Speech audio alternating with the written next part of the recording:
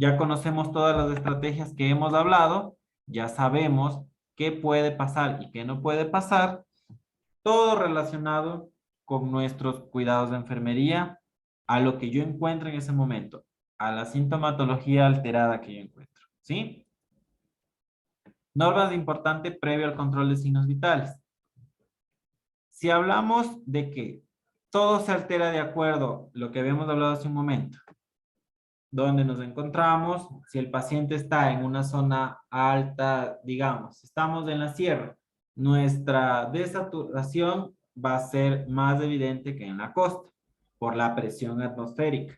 Si nosotros subimos una cuesta de aquí, digamos, de que estaba en el Eugenio Espejo, que es en una cuesta, sabemos que no es lo mismo esa cuesta a que dos escaleras que puedan subir en un hospital de Guayaquil, un ejemplo, que no están en cuestas.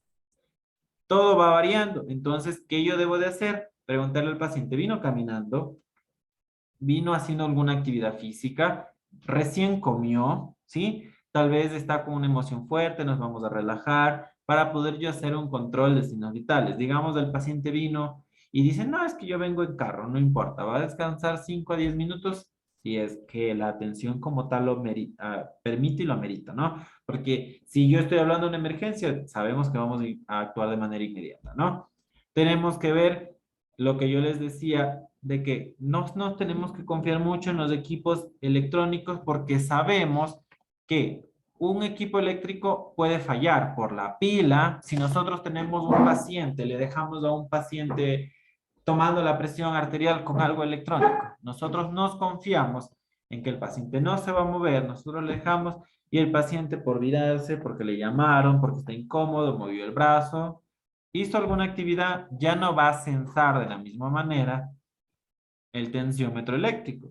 A diferencia de que yo voy a escuchar de manera más objetiva, de manera más realista, siempre y cuando yo tenga la pericia y la experiencia como tal para escuchar, entonces yo ya sé que eso va a estar bien tomado. Pero si yo no estoy conforme o yo tengo la duda de que eso está descalibrado, de que se movió el paciente, de que existen un sinnúmero de cosas que yo les digo. Uno de los ejemplos que también les ponía es los saturadores. No es que me estén pagando por promoción o algo, pero no voy a comprar un Riester que vale $120 al que vende mi amigo en estados de WhatsApp y vale $20. Yo ya sé que el Riester tiene calidad, tiene un estudio de mercado muy grande, sabemos que es muy competitivo esa marca, a diferencia de que el azul con líneas verdes que me vendió mi amigo en $20, no puede tener el control de calidad, puede que nunca haya pasado por un estudio como tal, puede que no sea ni de uso hospitalario. Entonces, eso también nos conlleva a unos errores en la toma de signos vitales. Un ejemplo, cuando usted toma un control de glicemia, a usted al paciente de la casa le dicen, puede comprarse este porque ese es un acuchet de uso domiciliario. Claro, va a tomar uno, tres, cuatro, máximo 5 veces al día, ya exagerando, porque de ahí los controles por lo general es de la mañana, tarde y noche, o mañana y noche, o una vez al día, o una vez cada 3 días y así sucesivamente. Sabemos que esos aparatitos no se van a descalibrar fácilmente. ¿Por qué? Porque el uso no es excesivo, a diferencia de un uso, digamos, de una área donde tengan 26 pacientes y tengan que tomar a todos los pacientes 3 veces, 2 veces o una vez máximo al día.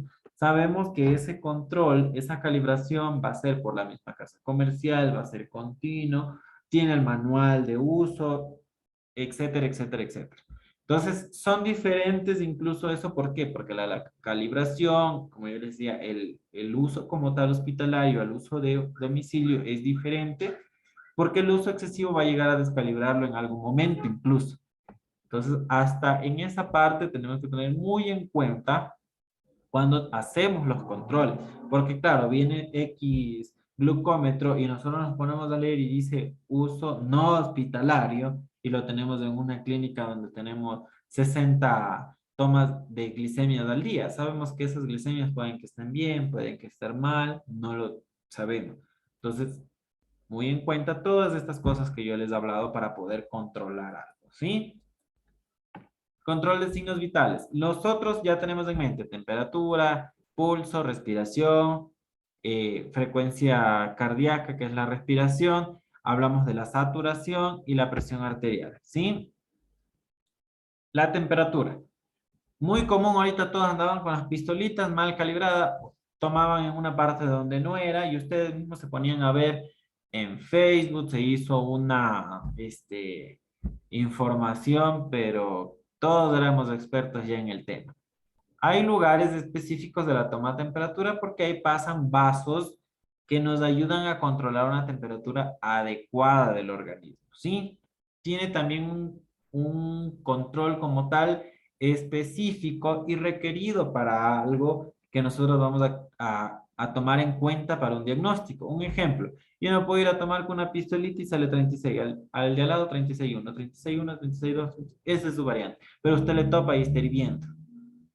¿Sí? Entonces, esos termómetros como tal a veces no son de uso hospitalario, ¿sí? Son de uso en casa, que como yo les digo, se descalibra fácilmente por el uso excesivo, a diferencia de un termómetro digital que sea de uso de un monitor axilar, ya no están indicados los termómetros de mercurio por la contaminación alta, ¿no? ¿Sí? Ya no están indicados, pero nosotros tenemos un control exacto con ese tipo de instrumentos o de insumos que nos ayudan a controlar algo real, ¿sí? Entonces, yo no puedo, ejemplo, si la norma dice la toma de temperatura es de preferencia siempre rectal y axilar, es una de las mejores que se puede tomar porque es más real y una óptica cuando tenemos los termómetros de oído, pero es algo específico y algo verdadero. Porque si yo tomo algo bucal, ¿quién le asegura que la boca estuvo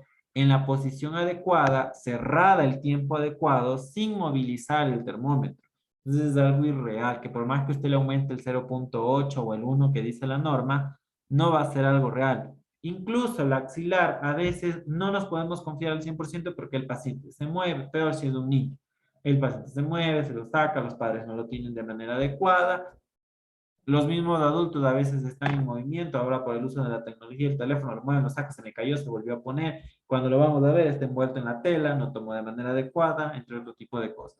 Entonces, las técnicas que yo debo realizar deben de ser correctas, precisas, con las normas adecuadas, con la suma adecuada. Si dice que el axilar debe aumentarse 0,5, pues lo voy a aumentar. Así diga 39,5, diga 40, 41,1, lo debo de realizar siempre con la norma adecuada. Si dice bajar, dice poner en cero, dice que debemos de tomar que el paciente no esté cubierto en su totalidad para que sea una temperatura lo más real posible, pues lo voy a realizar. ¿Por qué? Recordemos, en algún momento lo hablamos, una temperatura alta en niños menores de 5 años puede llegar a una convulsión. Entonces yo no puedo llevar a algo tan fácil o tan sencillo de, bueno, le voy a tomar la temperatura y le dejo ahí y regreso luego, le digo a la madre, me avisa si pita. Y yo no estuve pendiente y no hay una temperatura adecuada. Dice 37, pero yo lo tomo y estoy hirviendo. Está caliente con una temperatura muy alta, está hipertérmico y yo no le hago caso ni a lo que yo estoy observando ni a lo que yo estoy palpando, sino solo al termómetro. Entonces, tenemos algo que nos conlleva a que puede haber un riesgo y poner en riesgo la vida del paciente. Como yo les decía, una convulsión no solamente es, ya convulsionó y listo, ya no pasó nada. La convulsión llega a las muertes de neuronas.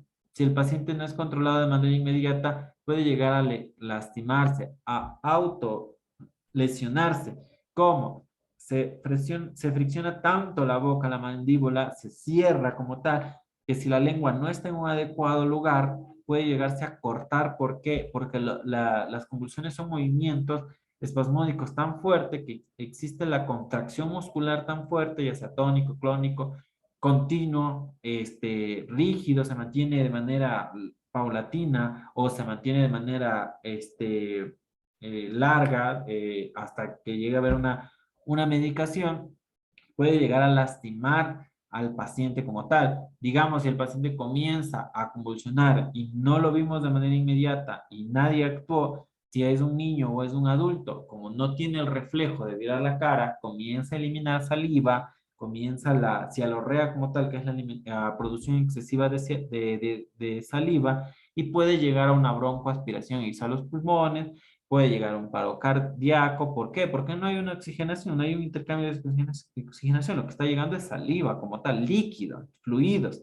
Entonces, todo eso solo por una inadecuada control de temperatura y un inadecuado accionar de enfermería. Un pulso cardíaco. Nosotros ya sabemos que eso es directamente de cuántas veces el corazón está latiendo por minuto. Hay normas o estrategias y compañeras que le dicen, tómalo por 15 minutos y multiplícalo por 4. Se debe de tomar en el minuto. En alguna parte habíamos hablado sobre los elementos complementarios para un control exacto de un problema cardiovascular y habíamos hablado de que existen arritmias cardíacas. ¿Qué eran arritmias cardíacas? La inadecuada o la no existencia de un ritmo cardíaco como tal. A es sí, ¿no? Y un ritmo, arritmia. Entonces, no hay un ritmo correcto del corazón. Así como inicia, no termina y no continúa. Entonces, habíamos hablado incluso que hay situaciones donde el corazón deja de latir, vuelve a latir, deja de latir o late muy rápido. Entonces, si yo tomo en el medio minuto, en el cuarto minuto y lo multiplico por 4, ¿cómo yo sé que en los otros espacios latió de manera adecuada? Entonces, lo correcto es esperar el minuto para yo evidenciar. Ejemplo, ahorita estamos muy acostumbrados al uso del pulso oxímetro. Le ponemos, no vemos ni 5 segundos, ya, salió 90, decía 80 y algo, listo. Tenemos que esperar porque el pulso oxímetro también, usted ve, lo deja ahí un minutito, la posición adecuada, ¿sí? Que repose el dedito en el pulso oxímetro, no al revés, no con la uña pintada. ¿Por qué? Porque ya sabemos que eso no permite un censar adecuado, ¿no? Entonces lo dejamos reposar, no es que tienen la mano elevada, no es que están así, no es que están, tiene que estar en reposo para que haya el llenado adecuado sanguíneo de los capilares en el dedito, tome de manera adecuada, esperamos un minuto. ¿Por qué? Porque ustedes ven que inicia en 60, sube a 90, baja a 70, entonces nosotros tenemos que ver el número que es más recurrente, o sea, si yo le inicié con 60 y estoy viendo, controlando y veo que 70, 60, 70, 70, 60. Entonces yo no voy a registrar lo primero que vea, sino lo que más se refleje continuamente. Igual la oxigenación. Si ustedes le ponen a cualquier persona el pulso oxímetro, comienza en 91, 92 y ustedes ven que como va mejorando el tiempo por la posición adecuada, comienza a subir o comienza a bajar.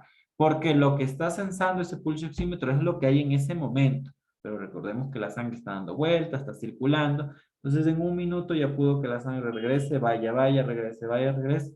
Y ya está censando algo más real. ¿Sí? Si yo ya veo que está desaturando y ya lleva un minuto, le voy a decir, señor, señora, vamos a sentarnos de manera adecuada, vamos a calmarnos, vamos a ver por qué está desaturando un poquito y quiero ver cómo mejora porque ya ha mejorado. Recordemos que no hay que hacer mucha alarma porque el paciente puede comenzar a alterarse y la ansiedad produce taquicardia, hipertensión, ¿sí? E incluso a hipo, a hiperventilar, ¿no? A comenzar a respirar muy rápido o muy bajo porque se asustan, ¿no? Entonces, yo voy a controlar de esa manera adecuada, ¿sí? Son estrategias para poder yo ir a algo real, a algo que sea verificable por mi ojo. No puedo yo coger y dejarle ahí y luego regresar, ya veo en ese momento y listo. O si no, yo le digo, ya veo que el paciente lo tiene en la mano y le pregunto, ¿cuánto está saturando? ¿Usted vio? Y el señor le dice, sí está saturando X. No puedo confiarme al 100% de eso porque recordemos que somos de una cultura que nos encanta crear verdades para poder quedar bien. Entonces, a veces hay pacientes que no les gusta admitir que están enfermos, no les gusta admitir que son de determinada edad y tienen cierto problema porque ellos se sienten jóvenes, se sienten sanos, entre otro tipo de cosas, ¿no? La respiración, la misma historia con el pulso cardíaco. Si yo ya veo que un paciente llega con un problema respiratorio o no, lo que sea, yo tengo que controlar esa respiración bien. Como yo les decía, la respiración no es un movimiento ya, son los dos movimientos.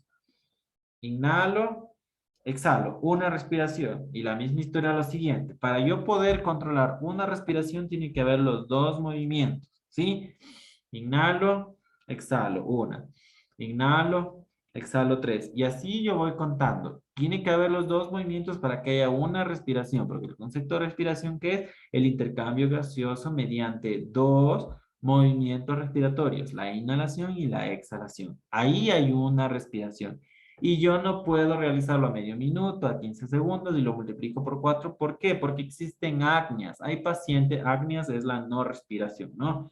Hay pacientes que tienen apneas como tal. Dejan de respirar por unos segundos y yo no puedo tener un control correcto. Igual, yo puedo iniciar de manera adecuada, luego me faltó el aire porque yo tengo un problema respiratorio, nunca lo nombré, nunca lo mencioné y comencé a respirar más rápido. O comencé a dejar de respirar por unos segundos y vuelvo a respirar. Entonces, por adelantarme y por respirar algo, perdón, por controlar una respiración muy pronta de 15 segundos, de 30 segundos, existe un inadecuado control de la respiración, ¿sí? Entonces ya hemos hablado de la respiración, temperatura, pulso, ahora vamos de algo que es donde más por lo general nos equivocamos, en el control de la presión arterial. La presión arterial es el choque que existe de la sangre a través de los vasos sanguíneos, específicamente en las arterias. Por eso es la presión arterial de las arterias. ¿Qué hace? Nosotros controlamos con la valoración o el control, la medición de la presión arterial, el choque de lo que hace el corazón al expulsar la sangre, porque la arteria es donde conlleva la sangre que ha sido expulsada del corazón. Es la fuerza que ejerce esa sangre a través de los vasos, ¿no? Especialmente, y su nombre lo dice, en la arteria. Entonces, nosotros ya sabemos dónde tomar. Lo más común que nosotros tomamos es en esta arteria que nos tenemos aquí, ¿no? En la braquial. Cuando nosotros tomamos una a presión arterial, hemos tenido el conocimiento de que, cuál es de un valor normal. Si hablamos de la temperatura, 36, 36,5, ¿no? Si hablamos de un pulso, dependiendo de la edad. En neonatos 150, 160, en niños 120, 130, en adolescentes de 90 a 110, dependiendo del adolescente, hay diferentes etapas de adolescente. Cuando ya estamos hablando de un adulto, ya sabemos que es de 70, 60, máximo 80 o máximo, ya exagerando, 89 que no llegue a 90. Cuando hablamos de una respiración es igual, en los niños siempre hay mayor respiración de 30 a 40, luego hablamos los neonatos de los niños de 25 a 30, cuando hablamos de un adolescente de 20 a 25 y cuando vamos a hablar de un adulto de 16 a máximo 20, ¿no? De la misma manera es la presión arterial. Cuando nosotros hablamos de una presión arterial, sabemos que una embarazada no va a tener la misma presión que nosotros. Puede que sea algo similar, pero la embarazada, porque tiene que circular a más espacio, su presión va a ser un poquito más baja, ¿sí? Cuando hablamos de un adulto mayor, sabemos que el adulto mayor tiene unos vasos sanguíneos que ya están muy viejitos, muy rígidos, muy escleróticos y la presión arterial va a ser más fuerza al pasar por ahí. Entonces su presión arterial va a ser un poquito más alta que la de los adultos normales, sanos, dentro del espacio como tal de lo sano, ¿no? Entonces sabemos que ellos lo van a tener 130, 80, 130, 85, sin llegar a los 90 o máximo 89 y que no suba de eso, ¿no? Cuando tenemos una presión arterial alta, ya sabemos que primero ya hicimos el control. Vamos a esperar que algo esté alterando esa presión. Todo lo que habíamos hablado. Actividad física, recién comer, eh, ansiedad, preocupación, el mismo hecho de yo pasarme de una camilla a la otra, de un lugar a otro, pueden alterar. Entonces, yo ya sé que para tomar esa presión, la controlé en el momento, pues si está alta o está baja, pues la voy a volver a controlar. Tomé de este brazo, vamos a cambiarnos al otro. Luego de unos 5, 10, 15 minutos. Si sigue alta, a pesar de que yo administré un medicamento, voy a seguirle haciendo control. Y si ya pasa un medicamento intravenoso más de 20 minutos, 30 minutos, el medicamento no está haciendo efecto. Tengo que avisarle al médico. ¿Por qué? Porque va a conllevar a que en algún momento llegue a tener una hemorragia. Si tengo una medicación bioral, yo ya sé que ese medicamento bioral hasta que se absorba y comience a trabajar en el paciente va a pasar de 20, 40, máximo una hora. Ya debe de haber hecho efecto el medicamento. Si no hace efecto, pues tengo que conversar con el médico porque algo está pasando. Recordemos que es un control real, como yo les digo, es lo mejor. Si yo tengo monitores y tengo 10 pacientes a mi cargo, es otra historia. Los monitores siempre están calibrados con el mantenimiento adecuado, porque mi jefe, mi jefa, la que esté a cargo de eso, ya nos ha mencionado que están calibrados y con su mantenimiento preventivo y correctivo al día. Pero si yo tengo algo digital que yo controlo nomás con un botoncito y veo que no está, que el paciente se está moviendo, no verifiqué que no hubo movimiento, es mejor tomar de algo manual, que algo que yo estoy 100% seguro que escuché. Comienza a insuflar, máximo 200 y comienza a disminuir. El primer latido es la sistólica, ¿no?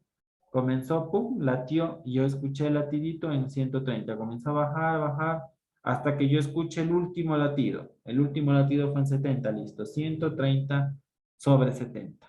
Cuando ustedes vean la práctica, si en algún momento ya la ven, pues ya saben cómo es el sonido del corazón. Ustedes lo han escuchado, pueden ver en YouTube y escuchar al mismo tiempo lo que suena. Es un latido del corazón normal. Con el fonendoscopio en el lugar adecuado sobre la arteria donde yo coloco el tensiómetro del brazalete y comienzo a insuflar. Eso nos ayuda a que sea algo preciso. Hay muchas personas que dicen, no, es que yo tomo con los dedos y es lo que siento. Recordemos que primero, estos tienen pulso propio. Puede existir el error de yo no sentir el pulso del paciente, sino mi pulso. Hay algún error. Entonces es mejor yo escuchar para poder yo evidenciar algo real. Cuando yo tomo el pulso, ¿qué yo hago? El control adecuado con los dedos que no tienen pulso propio. ¿Cuál no tiene pulso propio? Estos tres dedos. Porque si yo tomo con estos, a veces la gente toma con este de aquí tiene pulso propio, más este de aquí. Entonces lo correcto es realizarlo con cualquiera de estos tres dedos. Lo realizamos así. Cuando yo tomo una frecuencia respiratoria, un ejemplo, yo no le puedo decir al paciente que le voy a tomar una frecuencia respiratoria porque el paciente, ¿qué hace? Comienza a respirar normal y puede alterar un control adecuado. La temperatura, ya habíamos hablado de cómo se toma, y la presión arterial igual. Yo ya sé cómo tomarla en el lugar adecuado. Digamos, un paciente no tiene brazos, pues existe la parte poplitea, atrás de la rodilla. Es otro lugar donde se puede tomar y se puede realizar el control, donde haya una arteria que sea lo más superficial posible para yo poderla controlar. Claro, no me voy a una arteria femoral que está muy arriba, no va a caber el tensiómetro y está un poquito más profunda que la poplitea. Entonces yo voy a tomar en donde hay un lugar que sea más superficial y me permite sensar mejor la presión arterial, ¿sí? Lo que les había hablado hace un momento. Ejemplo, cuando tomamos una presión arterial, hay personas que eh, empapan el termómetro con alcohol y van y lo ponen. Yo ya estoy quitándole una temperatura adecuada porque el alcohol frío va a quitar una temperatura correcta. Entonces, lo ideal es una limpieza superficial, dejo que se seque, se ponga el clima y de ahí yo realizo el control, ¿sí? Como una parte del control de la glicemia que les había hablado. Si yo voy a pinchar, claro, yo puedo limpiar con algodón no empapado de líquido, húmedo, con alcohol limpio, seco, y yo realizo el control de la glicemia. Pero yo no paso el empapado del alcohol, lo dejo mojado, pincho y hago el control sin permitir que se seque. La sangre que voy a censar va a estar más llena de alcohol que sangre mismo y va a ser un incorrecto control de glicemia. ¿Sí? Entonces son estrategias que nosotros tenemos que saber. ¿Sí? Aquí habla sobre todo lo que hemos hablado en alguna parte de la temperatura. Hay una parte muy importante que ustedes tienen que aprender a manejar, es la escala de coma de Glasgow. ¿A qué nos ayuda la escala de coma de Glasgow? Eso nos ayuda bastante a ver su parte funcional, neuronal y motriz. Eso nos ayuda a verificar si tiene algún daño el paciente en su parte neurológica. Existen pasos como tal para poder controlar y puntos. La respuesta ocular, respuesta verbal y respuesta motora. Cada uno tiene un valor y yo voy dándole una puntuación.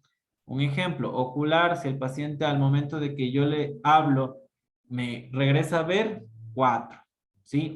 Perdón, 3. Si es espontáneo, si estás pendiente, medio no se acerca, regresa a ver 4. Si es al llamado, es 3, ¿sí? Y así sucesivamente cada uno. Igual la motora, si yo le digo algo que me realiza alguna actividad, él lo realiza 6. Si no lo realiza y solo mueve las manos sin actividad, 5. Si el paciente no mueve nada, no porque tenga, ejemplo, una paraplegia o una hemiplegia, yo le voy dando una puntuación de 1, según lo que vaya realizando. Si yo un estímulo doloroso o algún estímulo como tal, localiza el dolor, lleva la mano donde estoy realizando el dolor y le estoy dando un 3. Si solo flexiona, un 2. Y así sucesivamente cada uno. Lo que nos va ayudando a eso es a darle una puntuación para ver ese estado neurológico del paciente. ¿Por qué? Porque como yo les había hablado, digamos que el paciente ha llegado 15-15, que el tope es 15. Llegó el paciente conversando, hablando toda la historia, yo le preguntaba, me respondía, estaba orientada en tiempo y espacio, pero como estaba tan hipertensa, luego de una hora yo voy a hacerle un control de Glasgow. Señora X, ¿cómo está? Solo le regresa a ver y no le habla. ¿Le pasa algo? No le contesta. Puede que haya tenido un accidente cerebrovascular con nosotros. Y ahí es cuando la escala de coma de Glasgow funciona. Ahí nos está diciendo algo le está pasando en su parte neurológica, ¿sí? Puede haber tenido, como les digo, un accidente cerebrovascular, ya sea por hemorragia o por hipoxia, por falta de circulación, ya que tapó, hizo una hemorragia o algo por el estilo. Entonces eso nos está ayudando a ver que algo le pasó en la parte neurológica y yo debo de aprender a valorar la escala de coma de Glasgow. Lean y buscan en el internet, les expliqué su función, les expliqué cada punto, ustedes van a verlo, es difícil decirles, ¿saben qué? Se lo tienen que aprender de hoy a mañana, porque eso se va aprendiendo en la práctica diaria, de cómo nosotros valorarla y la puntuación se le va a ir quedando, como les digo, de a poco, pero lo importante es que ustedes lo conozcan. Ya saben para qué sirve, ya saben cómo yo le tomo, le tengo que preguntar que me realice alguna actividad. Si le voy a darle una puntuación de 5 en la escala verbal es porque el paciente me está diciendo cómo se llama, dónde está, qué día es hoy, pero yo le puedo preguntar a un paciente cómo se llama, su nombre, su apellido. Puede que no me diga exactamente, si a veces uno se desorienta y dice estamos lunes y en realidad es domingo o estamos martes, pero eso no va a bajarla la puntuación, porque es una leve desorientación, porque cualquiera se puede desorientar, como les digo, pero que no me diga su nombre, que no me diga su apellido, que no me diga en qué ciudad vive, en qué ciudad, yo ya estoy hablando de una desorientación como tal, ¿sí? Eso es, jóvenes, por hoy. ¿Tienen alguna pregunta, algo, alguna duda que tengan?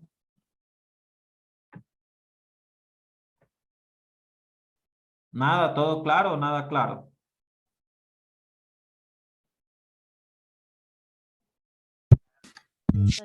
Claro. Ya, listo. Cualquier duda que tengan, no se olviden que tienen mi contacto. Si no les contesto, me vuelven a repetir, por favor, para poderles contestar, aunque sí les he contestado a los que me han escrito. Y las tareas no se olviden de subir con fechas. Si no suben con fechas, tienen que hacer un procedimiento como tal para hablar con el departamento educativo para que les habiliten. Creo yo que tienen que hasta pagar algo cuando ustedes se atrasan en las tareas. Por favor, súbanlas. Si tienen algún problema o dudas sobre las tareas, me escriben, ¿sí? No tengan ningún problema en eso, en escribirme, por favor, como les dije en alguna ocasión, no llamadas, me dejan mensajes de audio o mensajes de texto y yo les contesto y en horarios laborables hasta para yo poderles contestar. ¿Sí? Eso es todo, jóvenes. Una buena noche. Nos vemos el día de pasado mañana para la clase de refuerzo y tienen alguna duda, tienen mi contacto. ¿Sí? Que pasen muy bien. Una buena noche con todos.